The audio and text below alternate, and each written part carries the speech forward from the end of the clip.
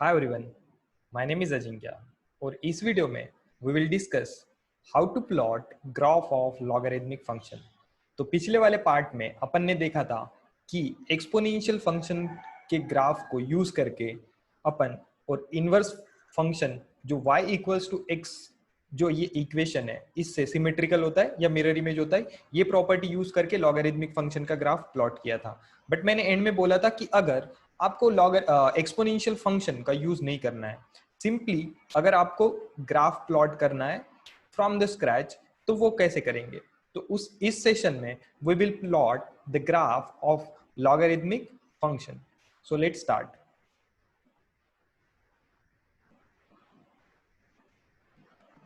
तो जैसे कि यहाँ पे आई होप आपको समझ में आया होगा कि how we plotted the graph of logarithmic function using exponential function.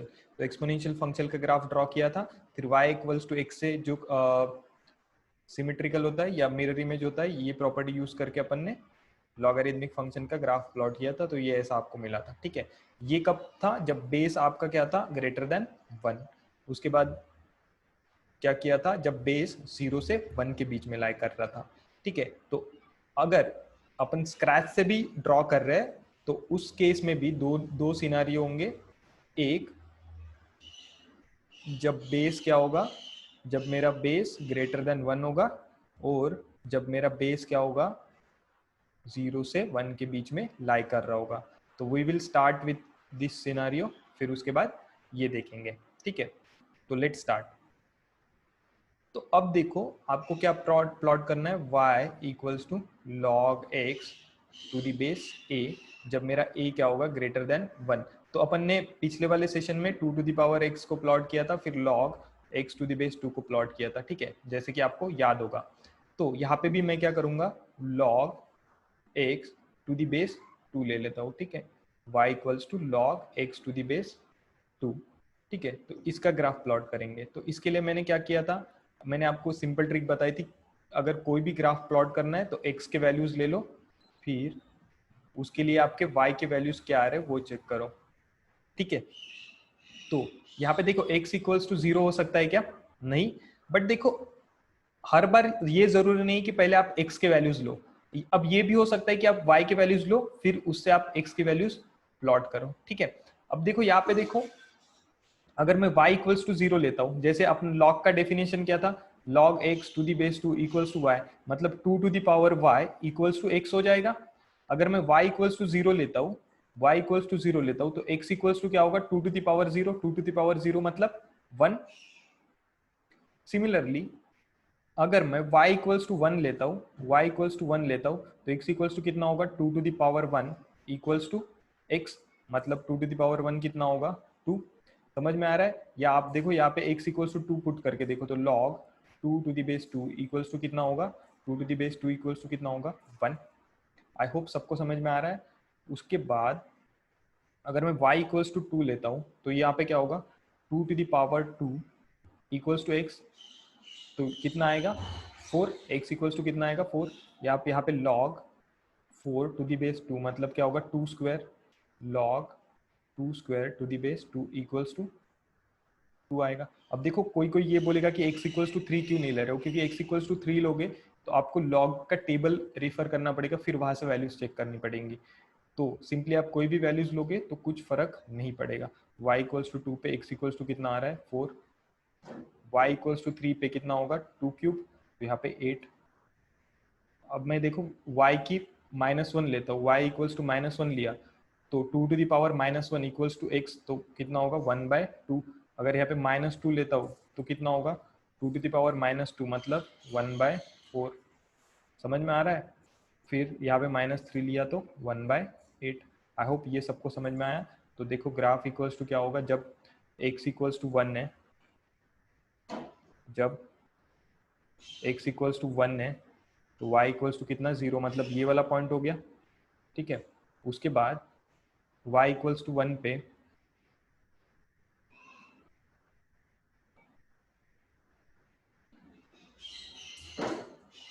ठीक है, 1 2 3 4, ये क्या होगा, -1 -2 -3 -4। यहाँ पे क्या होगा, वो x 1 2 3 4 5 6 7 8 9 10। ठीक है, अब देखो y इक्वल्स टू 0 पे x इक्वल्स टू 1, मतलब ये वाला पॉइंट हो गया। फिर y इक्वल्स टू 1 पे x इक्वल्स टू कितना है 2, y इक्वल्स टू 1 पे x इक्वल्स टू कितना है 2। फिर y इक्वल्स टू 2 पे x इक्वल्स टू कितना है 4, y इक्वल्स टू 2 पे x इक्वल्स टू कितना है 4, y इक्वल्स टू 3 पे x इक्वल्स टू कितना है 8, y इक्वल्स टू 3 पे x इक्वल्स टू कितना है 8। ये 4, 2, ये 2, 1, ये क्या होगा 1, 0। फिर देखो 1/2 कब आ रहा है, x इक्वल्स टू 1/2, 1/2 मतलब इसका आधा कहाँ पे आ रहा है, -1 पे, तो ये पॉइंट आएगा। ठीक है, 1/2 -1। फिर यहाँ पे क्या हो रहा है 1/4, जब x इक्वल्स टू कितना है -2, जब x इक्वल्स टू कितना है -2। फिर कितना आ रहा है 1/8, फिर कितना आ रहा है 1/8, तो ये वाला पॉइंट होगा। फिर ये, फिर ये, फिर ये, फिर ये, फिर ये, फिर ये। तो अपना ग्राफ कैसे प्लॉट होगा,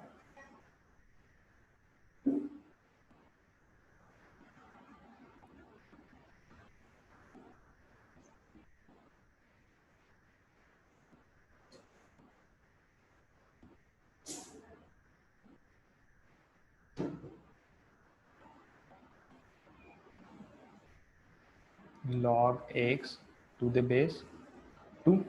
सिमिलरली अगर आप log x to the base 3 के लिए प्लॉट करोगे तो कैसा आएगा,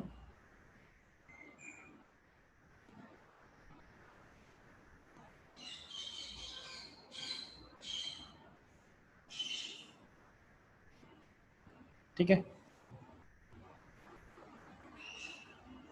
ये मैंने रफ ड्रॉ किया है, जैसे जैसे बेस बढ़ते जाएगा तो नीचे नीचे आएगा। क्यों, क्योंकि देखो जैसे x इक्वल्स टू 3 पे y इक्वल्स टू कितना होगा 1, मतलब x इक्वल्स टू 3 पे y इक्वल्स टू कितना होगा 1। देखो यहाँ से पास होगा।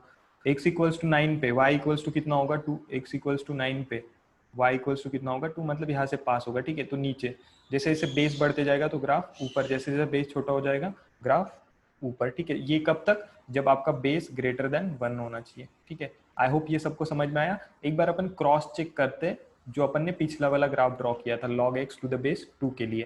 तो log x to the base 2 के लिए जो पिछला वाला ग्राफ ड्रॉ किया था अपन ने एक्सपोनेंशियल फंक्शन की मदद से, वो देखते हैं। देखो सिमिलर ग्राफ आया था, सिमिलर काइंड ऑफ ग्राफ आया था, दिख रहा है ये ऐसा।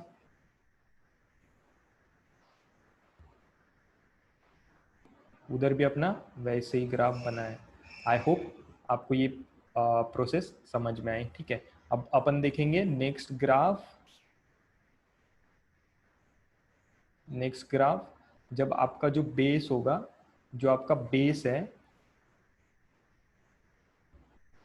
जो आपका बेस है वो कहाँ से कहाँ पे अप्लाई करेगा, 0 to 1 के बीच में।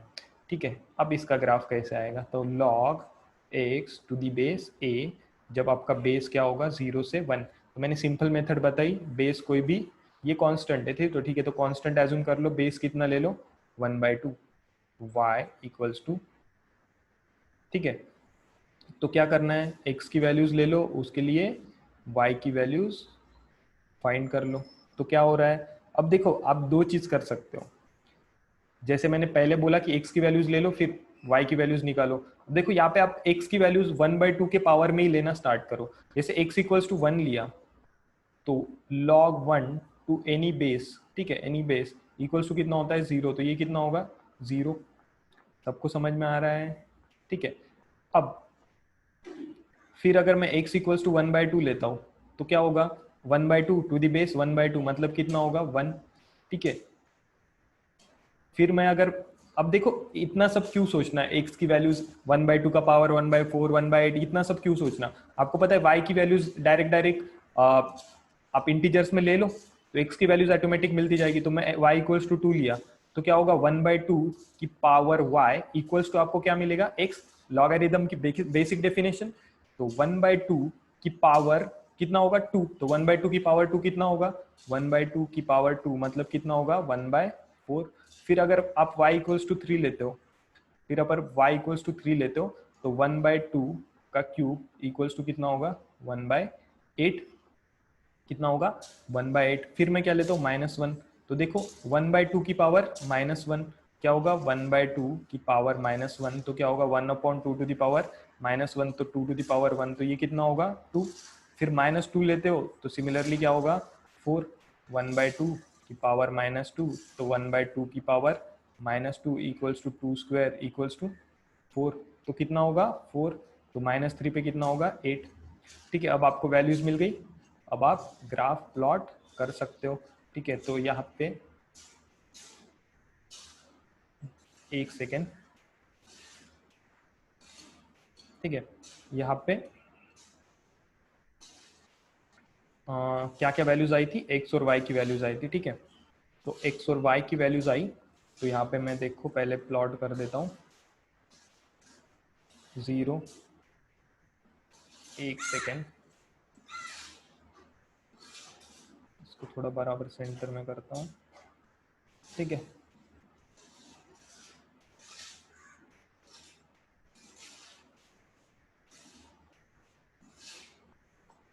तो ये 0, उसके बाद x इक्वल्स टू 1,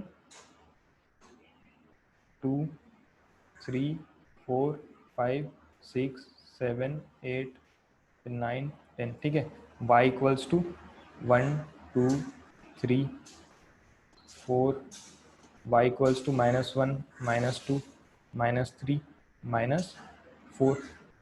तो अब आप पॉइंट्स प्लॉट करो, क्या होंगे पॉइंट्स, क्या होंगे x इक्वल्स टू 1 जब y equals to 0, x equals to 1 जब y इक्वल्स टू 0, तो ये वाला पॉइंट हो गया। ठीक है, उसके बाद y इक्वल्स टू 1 पे कितना आ रहा है, y इक्वल्स टू 1 पे कितना आ रहा है, y इक्वल्स टू 1 पे 1/2 मतलब इसका हाफ, तो y इक्वल्स टू 1 पे 1/2, तो ये वाला पॉइंट आ गया। फिर y इक्वल्स टू 2 पे, y इक्वल्स टू 2 पे 1/4 मतलब इसका हाफ, तो यहाँ पे कहीं पे पॉइंट आएगा। फिर y इक्वल्स टू 3 पे, सॉरी y इक्वल्स टू 2 पे 1/4, सॉरी मैंने क्या किया, y इक्वल्स टू 2 पे 1/4, सही है, ये 1/4।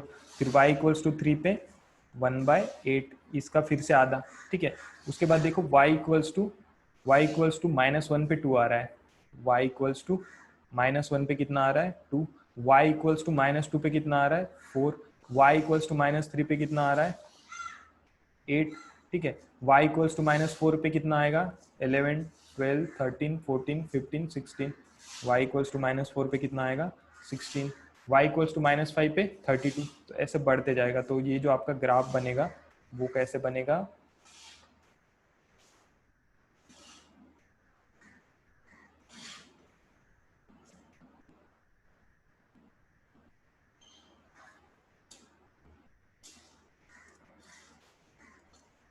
जो आपका ग्राफ बनेगा y equals to log x to the base 1/2, या इसको आप जनरलाइज कर सकते हो y equals to log x to the base a, जब a मेरा क्या होगा 0 से 1 के बीच में। अब आपके लिए मैं एक होमवर्क देता हूँ, जब जब a इक्वल्स टू 1/3 ले लो और ग्राफ प्लॉट करो, फिर a इक्वल्स टू 1/4 ले लो, फिर ग्राफ प्लॉट करो। इससे क्या होगा,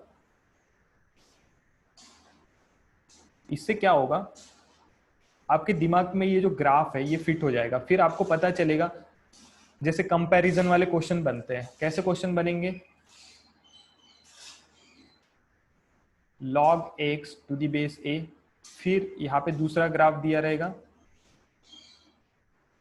log x टू द बेस b, फिर आपको पूछा जाएगा a greater than b, option A ऐसा रहेगा, फिर b ग्रेटर देन a, या c b equals to a, फिर option D none of this. ठीक है, तो ऐसे ऑप्शंस आएंगे। तो अब देखो आपने ग्राफ प्लॉट किया है, जैसे यहाँ पे अपन ने ऑलरेडी ग्राफ प्लॉट किया है, तो देखो आपको पता है जो ऊपर है उसका बेस छोटा रहेगा, जो नीचे उसका बेस बड़ा रहेगा। तो यहाँ पे आप क्या बोलेंगे, जो ऊपर है उसका बेस छोटा रहेगा मतलब a less than b, a less than b मतलब b बड़ा है, मतलब ऑप्शन डी। तो इजीली आप देखे बराबर ऑप्शन टिक कर सकते हो। तो उसके लिए आपको प्रैक्टिस करना पड़ेगा। तो अब देखो 1/3 और 1/4 का आप ग्राफ प्लॉट करो। अगर आपको कुछ भी डाउट होगा तो आप कमेंट सेक्शन में मेंशन कर सकते हो। Thank you for watching, keep practising, all the best.